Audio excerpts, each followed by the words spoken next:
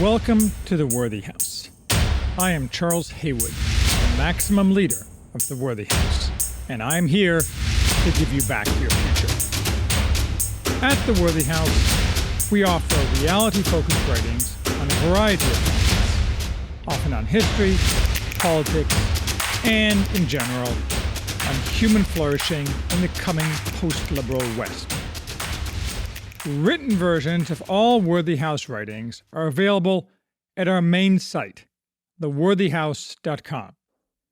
Today we are discussing Why Chimpanzees Can't Learn Language and Only Humans Can, by Herbert S. Terrace. When I was growing up in the 1980s, a staple belief of socially correct thinking was that many non-human animals, not only apes, but also dolphins, whales, and elephants, had, if we could only understand, minds functionally indistinguishable from ours. Children were told constantly about Koko the gorilla, who could supposedly speak, albeit in sign language. But all this was false, part of the left project to convince us mankind is nothing special. Herbert Terrace, who has devoted his entire career to ape cognition, here puts the spike into the lies of my childhood, demonstrating that no ape, or any animal, primate or otherwise, can communicate in any way similar to humans. This is really a book in two parts, each of which could stand on its own. The first part shows, through the author's own experimental knowledge, that apes cannot learn language. They cannot communicate with sentences. That is, they completely lack the ability to string words together using syntax, a grammar. More surprisingly, perhaps, apes also lack the even more basic ability to use words at all, because they cannot understand that words have meaning. The second part of the book is Terrace's theory of how humans, in contrast, did acquire language. This part is more speculative, though interesting enough in its own right. During the first half of the 20th century, the mainstream position was that apes could not communicate with humans only because they could not articulate words. Experimenters therefore tried techniques such as manually manipulating a chimpanzee's mouth into positions designed to encourage articulation. Then, in the 1960s, researchers hit upon teaching apes sign language, and then argued that combinations of signs made by apes constituted sentences. The most famous example of this is the claim that a chimpanzee, Washoe, signed water bird when she saw a swan, and that this combination was a sentence. Terrace, a behavioral psychologist by training and a student of the famous B.F. Skinner, and in the early 1970s a young up-and-comer, was familiar with Washoe, and himself completely agreed with mainstream opinion about ape communication. He wanted to make ape language experiments more robust, and no doubt to make a name for himself.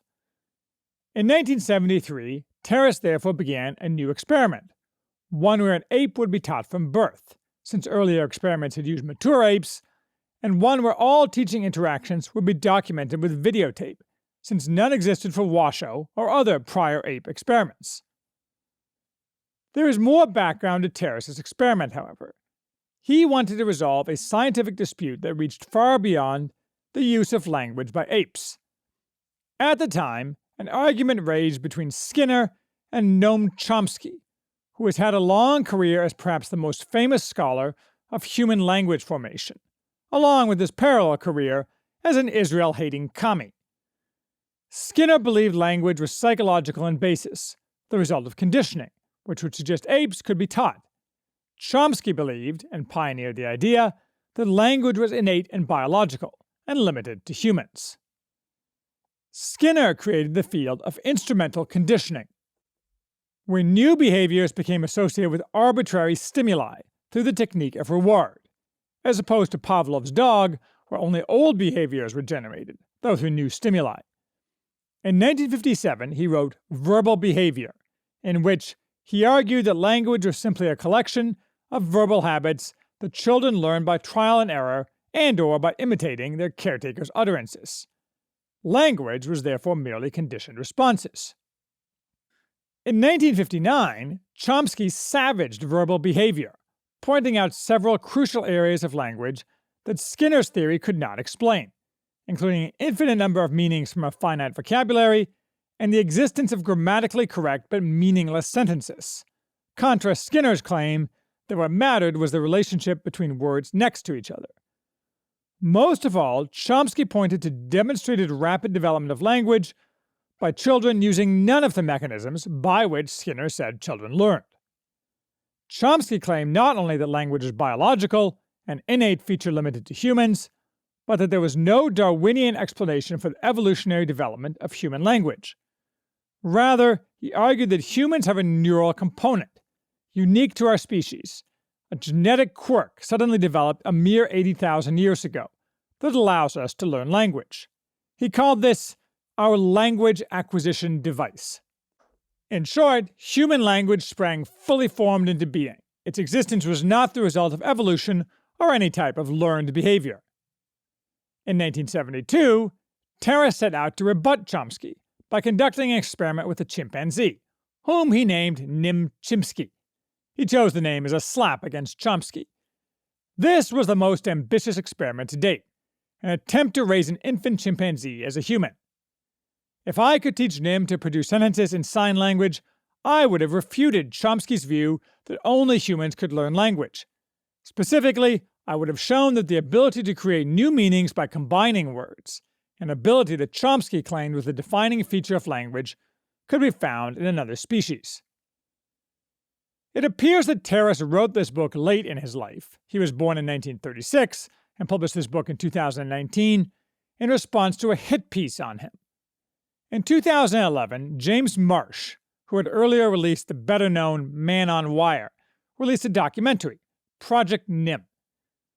Terrace says the film ignores the science and is merely an ad hominem attack on him. I haven't seen it, though from descriptions it does ignore the science and is tendentious, treacly emotional manipulation, based on the assumption Nim deserved to be treated no different than a human being. What Terrace doesn't mention, however, is that he apparently made a regular practice of sleeping with attractive young female researchers on the project. No doubt much of the animosity and resentment on display from others in the film sprang from that, or from other negative personal attributes Terrace displayed. Anyway, at first, after assembling many hours of footage and Nim learning scores of symbols, that is, shown an object, he was taught to make a sign for it, Terrace concluded that the experiment had definitively shown what he wanted to show. He was reviewing videotapes, about to, in 1978, publish a paper arguing that he had confirmed Nim could speak in simple sentences. To his shock, he suddenly realized that he was completely wrong. Nim could not generate any sentences at all. All Nim ever produced was a sequence of prompted signs, never a spontaneous sentence. In other words, Nim's sentences, his grammar, were a modern example of the clever Hans effect, the 19th century German horse which could supposedly count, but was merely reacting to subtle, unconscious cues given to him by his trainers. Digging deeper into the videotape, Terrace discovered that Nim could associate words, and other lexicograms, with objects, but only in order to get rewards, and without even any understanding that those words were names. Nim wasn't signing to name objects, much less combining signs to create new meanings from words. He was signing to obtain a reward, and the signs that he needed to sign to get that reward were always prompted by the teacher. The combinations of signs were meaningless. This was not the conclusion Terrace wanted, but in those days, when science was less corrupt and scientism had not largely replaced science, he naturally felt compelled to publish his unpopular results. It's not that Terrace became a Chomsky fanboy, though. He decided Chomsky was wrong, in part, because he ignored that words necessarily precede grammar, something to which he turns in the second part of this book. Before we get there, Terrace addresses various criticisms of his conclusions as regards Nim, and the capabilities of apes more generally. He specifically rebuts later experiments testing ape language, where the experimenters claim contrary results, though few later experiments have been done, such as experiments begun in the 1980s with a bonobo named Kanzi. He shows that there, just as with Nim, sequences that appear to be sentences are merely rote learnings to obtain a reward, all things that dogs can do as well as apes. Terrace claims that despite decades of his challenging his critics, no scientist has produced any recorded example of a non-prompted ape signing a sentence. All apes do is use imperatives to obtain a reward, the result of behavioral conditioning. They never use words declaratively, that is, conversationally. Both language and words are strictly human. The animal world is just different. The sounds animals make are instinctual, not conversation. Bird songs, for example, do not change. All animal sounds, and other communicative actions, such as bee dances, are immutable and are very limited in number in all species. Responses animals make to stimuli, whether words, sounds, or other, such as fetch, show comprehension, but not production, of words. A dog does not associate fetch with anything other than a reward. He has no concept of fetching, or for that matter, ball, or anything else as a name. Terrace is not without his present-day critics. The vile Peter Singer is one of them. These critics make vague claims, such as that apes must absorb language if raised in a family-type environment, as Nim was, without any proof or even evidence. For Singer, of course, the need to deny what Terrace found is ideological, because Singer's main claim to fame is rejecting that humans are unique, which is why he advocates for infanticide and for granting rights to animals.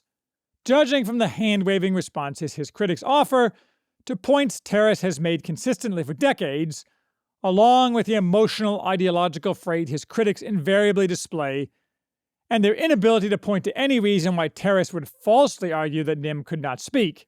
As Terrace points out, he'd be a lot more famous if he had found out that Nim could communicate with language. It seems pretty clear that Terrace is right about ape inability to use language, and his critics are wrong. Then Terrace switches gears to talk about recent human ancestors and the possible origin of words. By recent, he means within the past 6 million years, roughly when we are supposed to have diverged from chimpanzees, and since when quite a few species under the genus Homo have existed on this planet. Terrace's aim is to, using paleoanthropology, sift members on the human family tree and try to figure out which one developed language, due to brain power and the necessary environmental pressure. He settles on Homo erectus. Terrace's purpose is to give a plausible evolutionary theory of words. He leaves vague exactly how he thinks this production of words resulted in grammar, and thus complete language. He does not reject Chomsky's belief in a universal grammar, but he thinks it could have been a gradual process, and in any case dependent on the earlier origin of words. Chomsky thought how words came about was a mystery. That is, Terrace argues that language, a whole language, can develop evolutionarily, incrementally, if one recognizes that words are a separate stage in the evolution of language. Terrace claims that millions of years ago, words gave a new evolutionary advantage to Homo erectus in order to engage in confrontational scavenging, collecting friends to beat off other predators from carrion. This required an unprecedented degree of cooperation and trust that would allow sharing of mental events. And words were what made this possible. Sure, maybe, I guess. How did words come to exist at all in order to then confer evolutionary advantage? Terrace builds on the generally agreed theory that bipedalism and a consequent reduction in pelvis size, combined with an increase in human brain size, resulted in human children being born more dependent on their mothers than other primates. They must be cradled for 6 months, whereas other primates can crawl around within a month. Terrace proposes that it is this cradling stage in which mother and infant regard each other and the world around them, sharing joint attention with respect to external objects, that created words. Only humans cradle. Cradling means that the mother and her child's eyes are close together. They share each other's gaze, called intersubjectivity. From immediately after birth, mother and child engage in a complex interaction, in which the child imitates the mother, and vice versa, sharing affect. This leads to joint attention, where they share perceptions of objects in the world other than mother or child, with their intersubjectivity making it possible for them to communicate they are seeing the same object. This is different from gaze following, which does happen in other species. This leads to the ability to share intentionality, that is, to cooperate. Apes cannot cooperate or share to achieve joint objectives. From this flow words to name the subjects of joint attention, such as free meat, making this capability useful in a Darwinian context. Words are voluntary and flexible, with direct cognitive effect aimed at sharing information, including gradations of emotion unknown in animals. It is social engagement with the mother, followed by other forms of social engagement as the infant matures and moves beyond cradling, that drives the creation of words in every individual. Words are not innate, as shown by that neglected children in orphanages and the autistic do not properly develop words. If cradling stops, so do words. I suppose this theory is plausible, though I claim no expertise. I don't think it really matters for the world if we know how humans develop language. If Chomsky is right, maybe the granting of language to men was when God divided Adam from the animals. I do note that Terrace is an old man. Otherwise, he would realize this entire line of thought is forbidden, because the idea that the mother is something different to an infant than the father is heretical. He's at least aware enough of this, or his editors were, to drop an endnote ludicrously claiming that by mother he really means all of an infant's caretakers. There is no reason to conduct more experiments like Project NIM. We already have the answers. We should realize and acknowledge that animals are sentient, but also recognize that they are qualitatively different from men. We should neither use animals as substitute children, a sad product of modernity, or abuse animals. Misplaced love and cruelty are both vices. Rather, we should exercise our dominion over animals with recognition that each animal is different, and that we owe different duties to it as a result. Yes to killing the mosquito, no to killing the gorilla or the elephant. Not because they can talk to us or think like us, but because we should only kill or harm sentient beings with good reason. And the higher the sentience, the better the reason needs to be.